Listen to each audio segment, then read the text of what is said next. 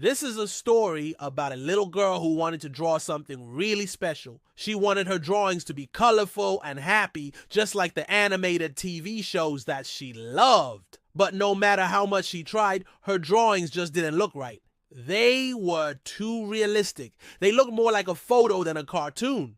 One day, while walking home from school, she sat down on a nearby bench to rest her feet. As she sat there, she started to daydream. She imagined herself living in an animated cartoon world. She imagined friendly faces everywhere, just like the ones in her favorite TV shows. Then she imagined all the buildings and street furniture in this world had funny shapes and friendly faces too. She imagined all kinds of crazy things, like buses that smiled and garbage bins that waved. Then she woke up with a start. She realized that she was still sitting on that same old bench in her boring town. But then she started to smile.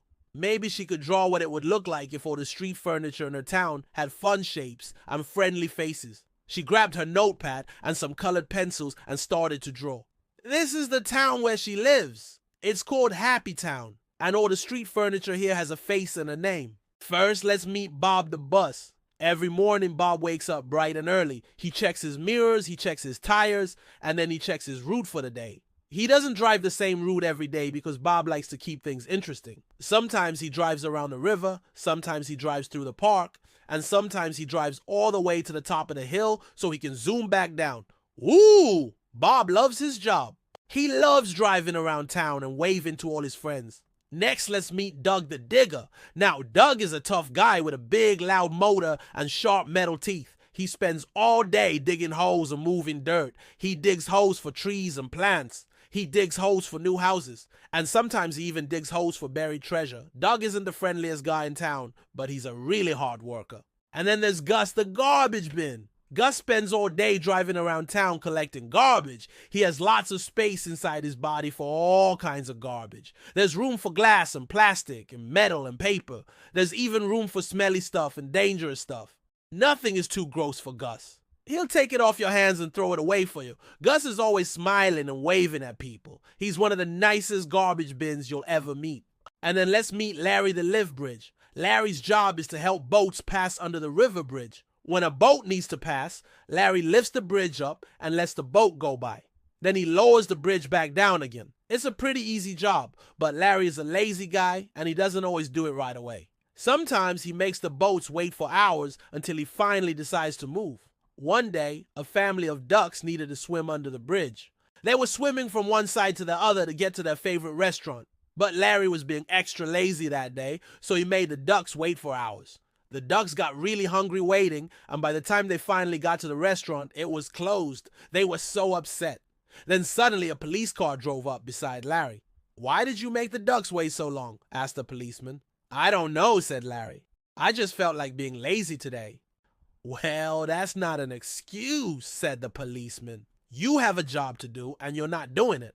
Larry hung his head in shame. He knew the policeman was right, but it was so hard to do anything when you felt like being lazy.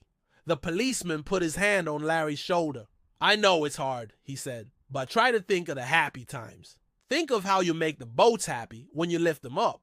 Think of how you make the people happy when you open up the road. When you think of all the happy times, it's easier to be happy yourself." Larry thought about this for a moment. Then he smiled. The policeman was right. He did have a job to do, and it was important that he did it well. He wanted to make the boats and the people of Happy Town happy. Just then, another boat beeped its horn and signaled to Larry that it needed to pass under the bridge. Larry didn't waste any more time. He lifted the bridge up and let the boat go by. Then he lowered the bridge back down again. He kept working until the end of the day, and he didn't take any breaks. He didn't feel lazy at all.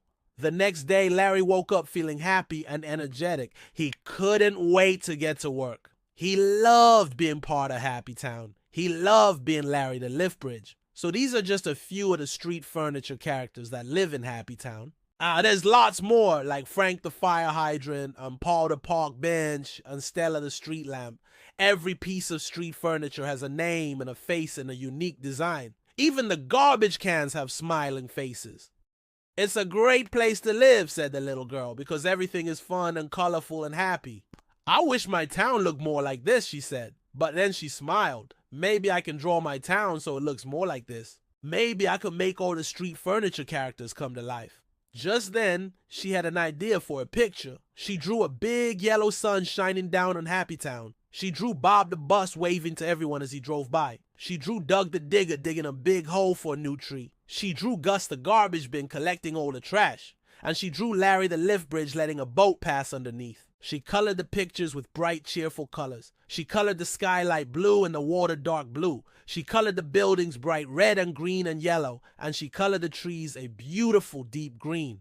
When she finished the picture, it looked just like one of her favorite animated TV shows. It was colorful and happy and full of friendly faces. She colored and drew some more pictures of Happy Town.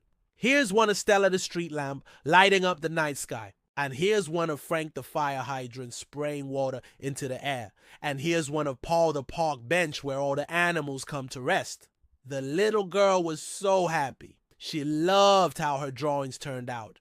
They looked just like the pictures in her favorite storybooks. They looked like a cartoon or an animated kids show. That's exactly what she wanted. She had so much fun making all the street furniture come to life. She drew pictures every day after that. She drew pictures for her family and friends. She drew pictures for her teachers and classmates. She even drew pictures for the people at her local library. Everyone loved the pictures. They loved seeing the street furniture in their town come to life. They loved seeing their town become more colorful and happy.